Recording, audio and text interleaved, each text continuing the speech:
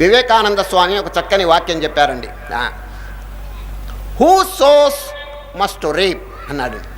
ఎవరు ఏ విత్తనం నాడితే ఆ ఫలితం వస్తుంది అన్నాడు. చూడండి, సాంగ్ ఆఫ్ ది సన్యాసిన్ అని 13 పద్యాలు ఇంగ్లీష్లో రాశారండి. దానిలో ఒకటి, who sows must reap they say and cause must bring the sure effect, good good and bad bad, none escape the law అన్నాడు. శాసనాన్ని ఎవరు ధిక్కలించలేరు అన్నాడు. మంచి చేస్తే మంచి వస్తుంది, చెడ్డలేస్తే చెడ్డ కలుగుతుంది అన్నాడు. దాన్ని తెలుగులో చెప్పారు, వినండి. అవనంటే భూమి, అవని జల్లిన దెద్దియో అదియ పండు, కారణంబును బట్టి ఏ కార్యముండు, చెడ్డ చెడ్డకును మంచి మంచికి నిగల్గు, దీని తప్పించుకొనుటకు తెరవు లేదు. మానవుడు ఏ పాపం చేస్తే పాపం అనుభవించాల్సిందే శిక్షలు. చూచారు, పుణ్యం చేస్తే పుణ్యం యొక్క ఫలితమైనటువంటి సుఖం అనుభవించవలసిందే. ఇప్పుడు చూడండి, ఎంతమందో మేడలు కట్టుకుని ఏమో ఆనందంగా బతుకుతున్నారు. చూడండి, పూరి గుడిసెల్లో కొందరు బాధపడుతున్నారండి. కారణం ఏమిటి చెప్పండి? సామాన్యంగా కొందరు ఏదైనా బాధలు కలిగితే, రోగాలు వచ్చినా దేవుడి గారికి దండం పెట్టి, దేవుడు గారు నాకెందుకు ఈ బాధలన్నీ ఇస్తున్నారు అని చెప్పి ప్రార్థన చేస్తాడు. ఏమండి, అది సరి అయినటువంటి వాక్యం కాదండి. భగవంతుడు ఒకరికి కష్టం కానీ ఒకరికి సుఖం కానీ ఇవ్వటం లేదండి. అది సరే. రేపే ఒక శ్లోకం గీతలో చెప్పినారు, సమోహం సర్వభూతేషు నమే ద్వేష్యోస్తి న ప్రియ, ఏ భజంతి తు మాం భక్త్యా మయి తేషు చాప్యహం. నాకు అందరి మీద సమభావన ఉన్నది. చూడండి, ఒకరు బాగుపడాలి, ఒకరు కష్టపడాలని నాకు అభిప్రాయం లేదు అని శ్రీకృష్ణ పరమాత్మ భగవద్గీతలో ఒక వాక్యం చెప్పారు. కాబట్టి ఇప్పుడు ఎవరైనా ఆనందపడుతున్నారంటే, ఎవరైనా దుఃఖపడుతున్నారంటే దానికి కారణం భగవంతుడు కాదండి. ఏమిటి చెప్పండి? వాడి కర్మ. వాడు పూర్వజన్మలో చేసిన కర్మ, ఈ జన్మలో చేసిన కర్మే దానికి కారణం అండి. అది కనుక శుభప్రదంగా ఉంటే దేవుడు ఏం చేస్తాడు? అకార్డింగ్ టు లా చక్కని వారు సంపదలు అనుభవిస్తారు. చూడండి, ఇప్పుడు ఎందరో సంపదలు అనుభవించి ఆనందపడుతున్నారు, ఆరోగ్యంగా ఉన్నారు.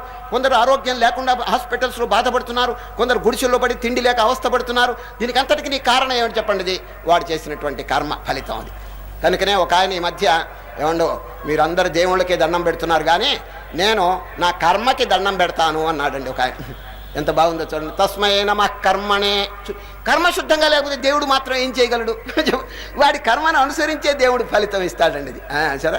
కనుక ఇప్పుడు ఎవరైనా దుఃఖపడుతున్నారంటే భగవంతుడు కారణం కాదది. సరే. భగవంతుడు ఎటువంటి వారో తెలుసండి. మనకు ఉత్తరాలు ఇస్తారు చూడండి, పోస్ట్ రన్నర్ సైకిల్ మీద ఇక్కడ నుంచి వచ్చి మనకు ఉత్తరాలు అన్ని టెలిగ్రాములు ఇవన్నీ ఇస్తుంటారే, అటువంటి వారండి ఎవరు? భగవంతుడు. ఇది ఏ ఉత్తరమో దాంట్లో ఏ మ్యాటర్ ఉందో దానికి రన్నర్కి సంబంధం లేదండి. మీకు ఏ ఉత్తరం వస్తుందో దాన్ని ఇస్తారు కానీ ఉత్తరంలో మ్యాటర్కి వారికి సంబంధం లేదండి. అది ఈ మధ్య ఒక రన్నర్ అండి ఒక టెలిగ్రామ్ పట్టుకొచ్చాడండి. మంచి స్పీడ్తో వచ్చాడు. ఒక ఇంటి దగ్గర ఆగి ఒక టెలిగ్రామ్ ఇచ్చాడండి.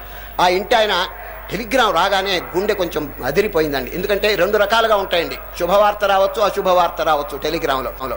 అంచేత గాబరా పడి ఆ పోస్ట్ రన్నర్ అక్కడే ఉన్నాడు, వాడి ముందే చించాడండి ఏది టెలిగ్రామ్. చదివితే ఎంత ఆనందకరమైనటువంటి వార్త వచ్చిందంటే చెప్పడానికి లేదండి. The marriage of your brother in law settled, start immediately. మీ బావమర్ది గారి వివాహం నిశ్చయమైంది, వెంటనే బయలుదేరండి అని టెలిగ్రామ్ వచ్చిందండి. ఎంత ఆనందపడ్డాడంటే చూడండి, పెళ్లి చేసేవాడు అవస్థపడతాడు కానీ చూచేవాడు ఆనందపడతాడండి. అందువల్ల ఈ టెలిగ్రామ్ రాగానే 5 రోజులు హాయిగా అక్కడికి వెళ్ళి సో ఆనందంగా ఉండొచ్చు అని చెప్పి ఆనంద వార్త తెచ్చింది ఎవరు? పోస్ట్ ఆయన కదా. అక్కడ ఒక మాల ఉందండి, పుష్పమాల. అది మెళ్ళో వేసి సన్మానం చేశాడండి. శుభవార్త తెచ్చావయ్యా మహానుభావ అని చెప్పి ఆయన వెళ్ళిపోయినాడండి. వెళ్ళిపోయి ఈయన గుడ్డలు సర్దుకుంటున్నాడు, ఊరు ప్రయాణం చేస్తాం పెళ్ళికని. మళ్ళీ అరగంట అయిన తర్వాత ఇంకో టెలిగ్రామ్ పట్టుకొచ్చాడండి. వాడి ముందే చించుకున్నాడండి. నారాయణ, అశుభవార్త వచ్చిందండి. ఏమని తెలుసుని? Your father in law expired, start immediately. మీ మామగారు పరలోకానికి సిద్ధం వెళ్ళిపోతున్నాడు కాబట్టి త్వరగా రావాల్సిందని చెప్పేసి. చూచారు, ఈ వార్త ఎవరు తెచ్చింది? ఆ రన్నరే. ఏమని? ఆయనకి ఏమైనా సంబంధం ఉందా? కోపం మండిపోయిందండి. ఈ పాడు వార్త తెచ్చాడు, నిజంగా కర్ర ఉంటే దంచి పారేసేవాడండి. ఇదంతా తెచ్చింది ఎవరు తెచ్చండి? వాడి రన్నరే. అయినప్పటికీ వారికి ఏమి సంబంధం లేదు. వీడి కర్మ ఎట్టా కాలిందో దాన్ని బట్టి వార్తలు వచ్చినాయండి. అదేవిధంగా జీవుడు తాను చేసేటువంటి పుణ్యకర్మ వల్ల సుఖం అనుభవిస్తున్నాడు, పాపకర్మ వల్ల దుఃఖం అనుభవిస్తున్నాడు. దీనికి భగవంతునికి సంబంధం లేదు. ఇట్ ఈజ్ అ లా. అదే నేను చెప్పాను, విశ్వశాసనం. కనుకనే శ్రీకృష్ణ పరమాత్మ ఇప్పుడు అనేకమైనటువంటి దుర్గుణాలు చెప్పి ఈ దుర్గుణములను పోగొట్టడమే తపస్సు. చూడండి, వీతరాగ భయక్రోధ. చూడండి, క్రోధ, ఈ కోపం అనేటువంటిది మొన్న 2వ అధ్యాయంలో కూడా బాగా చెప్పారండి. సరే, మొట్టమొదట కోరిక, ఆ కోరికను అనుభవిస్తామని వెళితే వెంటనే ఎవరైనా అడ్డు పెడితే వాడి మీద కోపం కనుక వస్తే కళ్ళు తాగినట్టు అయిపోతుందని మొన్న చెప్పారండి, చెప్పలేదండి? క్రోధాద్భవతి సమ్మోహ. సమ్మోహం అంటే మైకం. ఇప్పుడు చూడండి, కోపం వస్తే ఏమి దిక్కు తెలియదండి. ఎవరి మీద కోపమో అది కూడా మర్చిపోతాడు. సమ్మోహం అంటే ఏమిటి? మెమరీ పూర్తిగా పోతుందండి. కైపు చూడండి, కళ్ళు తాగితే ఎట్లా ఉంటాడో అట్లా అయిపోతుందండి. కోపం అనేటువంటిది అంత పాడు గుణం అండి. అది వచ్చినప్పుడు అందరినీ కొడతాడు, తిడతాడు, చేయరాని పనులన్నీ చేస్తాడండి. అది అందుచేతనే చూడండి, పూర్వం పిచ్చి కుక్కలు ఎవరినైనా కరిస్తే మందులు లేవండి, ఇప్పుడు కనిపెట్టారు. ఇది పిచ్చి కుక్క కనుక కరిస్తే 14 ఇంజక్షన్స్ కనుక వేస్తే ఆ విషం పోతుందండి. పూర్వకాలం ఆ విషం పోయేటువంటి విరుగుడు తెలియదు కాబట్టి పిచ్చి కుక్క కరిస్తే ఏమవుతుందో తెలుసండి, ఆ కరిచిన వాడు కుక్క మోస్తరు అరుస్తాడండి. ఈ పిచ్చి కుక్క మోస్తరు అరిచి పిచ్చి కుక్క మోస్తరు అందరినీ కరుస్తాడండి, కరిచి చచ్చిపోతాడు. ఇదండి పిచ్చి కుక్క యొక్క ప్రభావం. అది పూర్వం అండి, ఈ మందులు లేని టైంలో ఒక పిచ్చి కుక్క ఒక ఆయన కరిచిందండి. కరిస్తే వాడు వెంటనే ఒక తెల్ల కాగితం మీద గబగబా ఏదో రాస్తున్నాడండి. స్నేహితుడు వచ్చి, ఏమయ్యా పిచ్చి కుక్క కరిచింది, నువ్వు చచ్చిపోతావని చెప్పి విల్లునామా రాస్తున్నావా అని అడిగాడండి. కాదు, ఎవరిని కరవాలో లిస్టు రాసుకుంటున్నాను అన్నాడండి. ఈ కోపం కూడా అటువంటిదేనండి. సరే, పిచ్చి కుక్క మోస్తారండి. కైపులో పడిపోతాడు వాడు. ఎవరిని కోపగిస్తున్నాడో అది కూడా మర్చిపోతాడు. శ్రీకృష్ణ పరమాత్మ సైకాలజీ చెప్పుకొచ్చారండి మొన్న 2వ అధ్యాయం చూడండి. ధ్యాయతో విషయాన్ పుంసః సంగస్తేషు ఉపజాయతే సంగాత్ సంజాయతే కామః కామాత్ క్రోధో విజాయతే. చూడండి, ఒకటి తర్వాత క్రోధాద్భవతి సమ్మోహ, క్రోధాద్భవతి సమ్మోహ, సమ్మోహ స్మృతి విభ్రమ, స్మృతి భ్రంశాత్ బుద్ధినాశో, బుద్ధినాశాత్ ప్రణశ్యతే. డౌన్ఫాల్, గోతులో పడిపోతాడు. చూడండి, ఒక్క వికారం వచ్చేటప్పటికి తర్వాత క్రమంగా దిగజారిపోతున్నాడండి. దీనివల్ల కళ్ళు తాగినట్టు అయిపోతుందండి ఈ పాడుగుణాల వల్ల. అందుచేత బివేర్, జాగ్రత్తగా ఉండండి, తపస్సు చేయండి, సాధన చేయండి అని చెప్పి శ్రీకృష్ణ పరమాత్మ జ్ఞాన తపస్సును గురించి చెప్పారండి. ఇప్పుడు ఈ అధ్యాయంలో కర్మయోగాన్ని గురించి కొంచెం చక్కగా ప్రస్తావన వచ్చిందండి. నిన్న కర్మను గురించి బాగా చెప్పారు కదా, ఈ అధ్యాయంలో మళ్ళా చెప్తున్నారండి. కర్మయోగం యొక్క స్వరూపం ఏమిటో నిన్నటి దినం చెప్పిన విషయం ఏమిటో తెలుసండి. భగవద్గీతలో చెప్పిన కర్మ ఆసనం వేసుకుని, కళ్ళు మూసుకుని, ముక్కు మూసుకుని కూర్చోవటం కాదండి. సరే, మీ ఉద్యోగం, మీ వ్యాపారం, మీ వ్యవసాయం చక్కగా చేస్తుండండి, కానీ పవిత్ర హృదయంతో చేయండి. చూచారు, ఒక ప్రాణికి అపకారం లేకుండా చేస్తే ఆ కార్యమే ధ్యానం కింద మారిపోతుంది. Work will be transformed into worship. చూచారు, దాంట్లో కనుక డివినిటీ కనుక ఉంటే, ఆ దివ్యత్వం కనుక సామాన్యమైనటువంటి కార్యం యజ్ఞంగా మారిపోతుందని భగవద్గీతలో చెప్తున్నారు. సరే, నడకగా భావించకుండా భగవంతుని యొక్క ప్రదక్షిణంగా ఎందుకు మార్చుకోకూడదు అంటారండి పెద్దలు. నిద్ర జడమైనటువంటి నిద్రగా కాకుండా నిద్రపోయేటప్పుడు ప్రార్థన, మొదలుపెట్టేప్పుడు నిద్ర ప్రారంభించేప్పుడు ప్రార్థన, పొద్దున్నే లేవంగానే ప్రార్థన చేస్తే మధ్యలో ఉన్నటువంటి నిద్ర ధ్యానంగా మారిపోతుందండి. సరే, it will be changed into meditation, సమాధిగా మారిపోతుందండి. ఇటువంటి కీలకములు మంచుకు గ్రహించి 24 గంటలు ధ్యానంగా మనం మార్చుకోవచ్చండి. సరే, ధ్యానం అంటే కొద్దిసేపు అరగంట సేపు కూర్చోవటం కాదు, భగవద్గీత చెప్పిన ధ్యానం. చూచారా, మీ యొక్క వర్క్, మీ యొక్క సామాన్యమైనటువంటి కార్యక్రమం, దైనందిన కార్యక్రమం కూడా ధ్యానంగా మార్చుకోవచ్చు. చూచారా, you shall be judged not by the work you do but by the motive with which you do it. చూచారా, పెద్దలు ఏం చెప్తున్నారు, నాయన నువ్వు ఏ పని చేస్తావో దానివల్ల నువ్వు పెద్ద గొప్పవాడని కాదు, ఏ ఉద్దేశం చేస్తున్నావో అది గొప్పది. సరే, కర్మ పెద్ద కర్మలు చేయమని ఎప్పుడు చెప్పలేదు, యజ్ఞాలు ఇవన్నీ చేయమని చెప్పి ఎవరు చెప్పలేదు. చిన్న పనైనా పెద్ద బుద్ధితో, దైవ బుద్ధితో, పరోపకార బుద్ధితో చేస్తే అది యజ్ఞంగా మారిపోతుంది. అదండి భగవద్గీత యొక్క కర్మ రహస్యం. ఏమో పెద్ద కర్మలు చేయమని ఏం చెప్పలేదు. ఇంగ్లీష్లో ఒక చక్కని వాక్యం ఉందండి, the greatness of a man lies not in doing great things in a great way but in doing small things in a great way. అర్థమైందండి? మళ్ళీ చెప్తున్నాను, the greatness of a man lies not in doing great things in a great way but in doing small things in a great way. మనిషి యొక్క గొప్పతనం పెద్ద కార్యములు చేయటంలో లేదు, చిన్న కార్యం పెద్ద బుద్ధితో చేయాలి. అదండి కర్మయోగం నిన్న శ్రీకృష్ణ పరమాత్మ బోధించింది. అవతారమూర్తి అయినటువంటి శ్రీకృష్ణ పరమాత్మ డ్రైవర్గా ఉన్నారంటే కారణం ఏమిటండి చెప్పండి? ఎవరైనా బండికి డ్రైవర్గా ఉంటారా? కానీ ఆ మహనీయుడు ఆ కార్యక్రమం తీసుకున్నారంటే దాంట్లో ఎంత పాఠం, ఎటువంటి పాఠం బోధిస్తున్నారు? Service to humanity. అదండి ది డిగ్నిటీ ఆఫ్ లేబర్. అది ఏ కార్యం చేసినప్పటికీ అది దాంట్లో గొప్పతనం ఉన్నదండి, ఎప్పుడు పవిత్ర భావంతో కూడుంటే. సరే, ఇప్పుడు చిన్న దృష్టాంతం చెప్తాను. మీరు రోడ్డు మీద పోతున్నారండి, రోడ్డు మీద పోతుంటే రోడ్డు మధ్యలో ఇంత రాయి ఉన్నదండి. మీరు నిజంగా ఆలోచన చేయాలి. ఈ రాయి ఎవరికైనా కాలికి తగిలితే దెబ్బ తగులుతుంది. కాబట్టి ఈ రాయిని తీసి పక్కన పారేస్తున్నాను అని కనుక ఆ రాయిని దూరంగా పారేస్తే రాజసూయ యజ్ఞం ఎంత ఫలితం వస్తుందండి. చూసారా, అది చిన్న పని అని అనుకోబాకండి. రాయి తీసి పక్కన పెట్టడం అనేది చిన్నదైనా దాంట్లో ఎంత మహత్తరమైనటువంటి పుణ్యం ఉందంటే చెప్పడానికి లేదండి. ఒక ప్రాణికి మీరు ఉపకారం కలుగు చేసిన వారు అవుతారు. చూసారా, అదండి చిన్న కార్యం అయినా పెద్ద బుద్ధితో చేయాలి. అది భగవద్గీత యొక్క రహస్యం. అది ఇప్పుడు మీ ఇంట్లోనండి నీళ్ల తొట్టి ఉందండి, నీళ్ల తొట్టి, దాంట్లో నీళ్లున్నాయి నిండా. ఒక చీమ దాంట్లో పడి గిలగిల తన్నుకుంటుందండి. తన్నుకుంటూ ఉంటే మీరు పక్క నుంచి పోతూ చూచారండి. వెంటనే ఏం చేయాలో తెలుసండి, ఆ చీమని ఏలుతో ఎత్తి దూరంగా దొలపండి. ప్రాణాన్ని దానం చేసిన వారు అవుతారండి. చూచారు, ప్రాణదానం చేసిన వారు అవుతారు. ఆ చీమట్ట కొట్టుకుంటూ ఉంటే మీరు పక్కనే పోయి నేను ఎంఏ పాస్ అయినాను, చీమని ఎందుకు కాపాడాలని అటు పోబాకండి ఊరికే. ఏమండి, మన మోస్తరు ప్రాణి ఒకటి గిలగిల తన్నుకు చస్తుంటే ఏలుతో తీసి దాన్ని కాపాడే శక్తి మనకు ఉన్నప్పుడు ఎందుకు దాన్ని యూటిలైజ్ చేయకూడదు? ఒక ప్రాణికి ఎందుకు ఉపకారం చేయకూడదు? అది చిన్న కార్యం అయినప్పటికీ పెద్ద బుద్ధితో చేయాలి. చూచారా, అది భగవద్గీతలో బోధించేది. చిన్న కార్యం ఎప్పుడు అనుకోబాకండి. ప్రతి కార్యం కూడా గంభీరమైనటువంటి కార్యక్రమం. అందులో ఒక ప్రాణికి ఉపకారం చేస్తున్నామంటే అది మహత్తరమైనటువంటి పవిత్ర కార్యం అండి. ఇది కర్మయోగం యొక్క రహస్యం శ్రీకృష్ణ పరమాత్మ నిన్నటిదనం చెప్పినారు. ఈ రోజు కూడా కర్మ సంబంధమైంది కొద్దిగా చెప్పారండి. యస్య సర్వే సమారంభాః కామ సంకల్పవర్జితాః జ్ఞానాగ్నిదగ్ధ కర్మాణం తమాహు పండితం బుధాః. జ్ఞానం అనేటువంటి అగ్ని చేత ఎవరు ఈ కర్మలో ఉండేటువంటి కాలుష్యం రహితం చేశారో వారే పండితులు అన్నారు. ఇంకొక శ్లోకం, నిరాశీర్యత చిత్తాత్మ త్యక్త సర్వ పరిగ్రహ శారీరం కేవలం కర్మ కుర్వన్నాప్నోతి కిల్బిషం.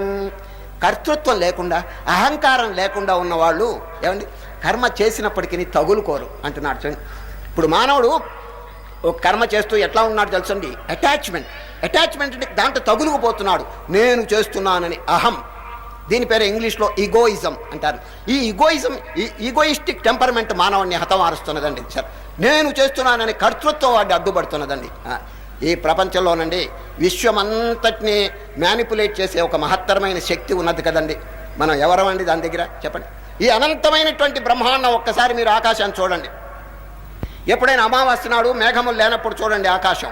ఆహా, ఎన్ని అగణితములైనటువంటి నక్షత్రములు, గెలాక్సీ అంటారు. గెలాక్సీ అంటే పాలపుంత. ఓ దగ్గర ఎన్నో నక్షత్రాలు. ఎవరండి ఆ నక్షత్రాలు అంటే ఏమిటండి? మన సూర్యుడు కూడా ఒక నక్షత్రం. చూడండి, the sun is the nearest star. ఆ నక్షత్రములన్నీ కోటాను కోట్ల మైళ్ళు మనం దూరం లెక్క పెట్టలేవండి. దాని పేరు లైట్ ఇయర్ అంటారు. లైట్ ఇయర్ అంటే ఒక్క సంవత్సరానికి లైట్ యొక్క వేగం ఎంత దూరం పోతుందో అటువంటి లైట్ ఇయర్స్ ఎన్నో అటువంటి కాంతి సంవత్సరాల దూరాల్లో ఉన్నాయండి. ఇది మన దాని పేరు ఎస్ట్రోనామికల్ ఫిగర్స్ అంటారు. మనం ఏమి ఊహించలేవండి. అది ఇమాజినేషన్ కూడా పోదండి, అంత దూరంలో ఉన్నాయండి. అది సరే, వేగం, కాంతి యొక్క వేగం చెప్తున్నాను. 186,000 మైల్స్ పర్ సెకండ్. ఒక సెకండ్ కన్ను తెరిచి కన్నులు మూసే లోపల 186,000 మైళ్ళు పోతుందండి కాంతి. ఆ కాంతితో లెక్క వేశారండి. ఆ యార్డ్ స్టిక్తో లెక్క వేశారు. కొన్ని సంవత్సరాల దూరంలో ఉన్నాయండి నక్షత్రాలు. మరి ఎవరండి దాన్ని ఎంత మనం ఒక్క సూర్యుడి దగ్గరే ఇంత చూడండి 9 గ్రహాలు బ్రహ్మాండంగా తిరుగుతున్నాయండి. ఎంత కరెక్ట్గా తిరుగుతున్నాయో మీరు చూస్తున్నారు కదండి. గంటకి 1000 మైళ్ళు తిరుగుతున్నదండి భూమి. చూడండి, తన చుట్టూ తాను 1000 మైళ్ళు గంటకి. చూడండి ఎంత స్పీడ్ చూడండి. మనకేమి తెలియటం లేదు కదా. గిరగిర 24 గంటల ఎప్పటికీ సూర్యుడు మళ్ళీ అస్తమిస్తున్నాడు, చూడండి మళ్ళీ ఉదయిస్తున్నాడు. ఇదంతా ఎట్లా ఈ మట్టి ముద్ద తిరుగుతుంది? జడమైన మట్టి ముద్ద ఎట్లా తిరుగుతుంది చెప్పండి. అది there must be someone, ఒక చైతన్యమైనటువంటి శక్తి లేకపోతే ఇది తిరగటం అసాధ్యం అండి. సూర్యుని చుట్టూ మళ్ళీ సంవత్సరానికి ఒకసారి కోటాను కోట్ల మైళ్ళంతా ప్రయాణం చేస్తున్నది. ఎవరండి ఇదంతా చేసేది చెప్పండి? ఒక జడమైనటువంటి స్థితి ఇటువంటి చేయగలదా? లేదు. ఒక చైతన్యమైన దానికి ఏదైనా పేరు పెట్టుకోండి, call it by any name. మీరు దేవుడు అనండి, ఇంకొక పేరు పెట్టుకోండి, but there is a divine power, there is a spiritual power behind. అది లేకపోతే ఇప్పుడు మీరు కూర్చున్నారు కదా, మీ గుండె ఆడుతున్నది కదా, ఎవరు ఆడిస్తున్నారు చెప్పండి? మనకేమైనా శక్తి ఉన్నదా? రక్తం ప్రవహిస్తున్నదంటే మనం ఏమైనా దాంట్లో బాధ్యత స్వీకరించా? ఏమీ లేదు కదా. మనం ఊరికే కూర్చున్నాం. ఇప్పుడు చూడండి, ఇంటికి వెళ్ళి ఒక ముద్ద నోట్లో వేసుకుంటాం, పండుకుంటాం. జీర్ణం చేసేది ఎవరు?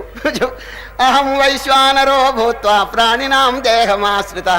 రేపు 15వ అధ్యాయంలో కృష్ణ, అర్జున మీరు భోజనం చేస్తున్న ధాన్యం ఎవరిస్తున్నారు? నేను. చూచారు, గాం ఆవిశ్య భూతాని ధారయామ్యహమోజసా పుష్ణామి చౌషధి సర్వా సోమో భూత్వా రసాత్మక. ఈ విధంగా భగవానుడు ఇన్ని కార్యక్రమాలు చేస్తుంటే మానవుడు ఆలోచన లేకుండా నేను అనేటువంటి ఈగోయిజం ఎందుకు వచ్చింది చెప్పండి? మధ్యలో అహం, ఈ కర్తృత్వం ఎందుకు వచ్చింది చెప్పండి? ఒక పల్లెటూరు వాడండి ఇంతవరకు ఎప్పుడు ప్రయాణం చేయలేదండి, రైలు ప్రయాణం. మూట కట్టుకుని రైలుకు ప్రయాణం బయలుదేరాడు. ఎవరో పల్లెటూరు వాడు. టికెట్ కొన్నాడు, రైల్లో కూర్చున్నాడండి. కూర్చుంటే తన మీద నెత్తి గుడ్డల మూట అంతా ఉన్నదండి నెత్తిన. అట్లాగే వెళ్ళి కూర్చున్నాడు, నెత్తిన గుడ్డల మూట ఉంది. చూచాడు, కింద ట్రంకు పెట్టెలు, ఆ క్యారేజ్ నిండా ట్రంకు పెట్టెలు, మనుషులు, ఈ బరువు అంతా చూచి, అయ్యో ఇప్పటికే రైలుకి చాలా బరువు అయిపోయింది, నా మూట కూడా దించితే రైలుకి ఇంకా భారం అయిపోతుంది, నా మూట నేనే మోసుకుంటాను అని నెత్తిన పెట్టి కూర్చున్నాడండి రైల్లో. పక్కన వాళ్ళంతా తిట్టారు, ఏమయ్యా ఎక్కడ పుట్టావా, ఊళ్ళో పుట్టావా అడవిలో పుట్టావా అని అడిగాడు. నీ నెత్తిన మూట కింద పెట్టవా, ఎందుకు బరువుతో చేస్తావు నువ్వు కింద పెట్టినా నెత్తిన పెట్టినా మోసేది నువ్వు కాదు, రైలు మోస్తుంది. అనవసరంగా ఎందుకు బాధపడతావు చూచారు. అదేవిధంగా జీవుడు ఏమో కర్తృత్వం పెట్టుకుని ఈ బ్రహ్మాండంలో తానేమో పెద్ద చేస్తున్నట్టుగా ఉంది. ఎవరండి చేసేది? అఖండమైనటువంటి జీవుడు ఎప్పుడొచ్చాడు? 100 ఏళ్ల కింద లోపల వాడు ఉన్నాడా? 100 ఏళ్ళ అయిన తర్వాత వాడు ఉంటాడా? చెప్పండి. కోటాను కోట్ల సంవత్సరాల నుంచి ఎవరండి ఇదంతా మ్యానిపులేట్ చేసేది? చెప్పండి. మ్యానిపులేట్ చేసేది ఒక అఖండమైనటువంటి శక్తి ఉన్నది. ఆ శక్తి మీద విశ్వాసం కలిగి ఉండాలి. అప్పుడు కర్మ శుద్ధం అయిపోతుందని చూచారు. నిష్కామ కర్మ, దైవార్పిత కర్మ, అహంకార రహితమైనటువంటి కర్మ, అన్అటాచ్డ్ కర్మ. శ్రీకృష్ణ వర్మ కర్మ చెయ్యొద్దని చెప్పలేదు. Do your work, do your duty, but do it unattached. ఇది తగులుకోకుండా చేయమని చెప్పి శ్రీకృష్ణ పరమాత్మ ఈరోజు తిరిగి కర్మయోగం యొక్క ప్రస్తావన తీసుకొచ్చినారండి. తీసుకొచ్చి ఇప్పుడు 24వ శ్లోకం ఒకటి మీరు జ్ఞాపకం పెట్టుకుని నోట్ చేసుకోండి. ఇది బాగా కంఠస్థం చేయండి. ఎందుకు అని మీరు అడగచ్చు. భోజనం చేసేటప్పుడు అండి ఇస్తట్లో అన్ని వస్తువులు వడ్డించిన తర్వాత చేతిలో తీర్థం తీసుకోండి. తీర్థం తీసుకుని దైవ భావనతో ఏమండి ఈ శ్లోకం చెప్పండి. బ్రహ్మార్పణం బ్రహ్మహవిర్బ్రహ్మాగ్నౌ బ్రహ్మణాహుతం బ్రహ్మైవతేన గంతవ్యం బ్రహ్మ కర్మ సమాధినా. అద్భుతమైన శ్లోకం అండి. ఈ శ్లోకం చదివి నీళ్లు చల్లండి అన్నం మీద. దైవార్పణ భావంతోనండి దాన్ని భుజిస్తే ఎంత పవిత్రం అయిపోతుంటే రక్తం అంతా శుద్ధం అయిపోతుంది. ఎప్పుడు రక్తం శుద్ధమైందో దిమాగ్ అంటే మైండ్ శుద్ధం అయిపోతుందండి. ఎప్పుడు మనస్సు శుద్ధమైందో మంచి భావాలు మంచి సంకల్పాలు కలుగుతాయండి. దైవ భావన కలుగుతుంది చూచారు. కాబట్టి మన ఆరోగ్యం చక్కగా ఉండాలంటే, మనకు దైవ భావన బాగా కలగాలంటే మన ఆహార విషయంలో జాగ్రత్తగా ఉండాలి. ఈరోజు కూడా అపరే నియతాహారా ప్రాణాన్ ప్రాణేషు జుహ్వతి.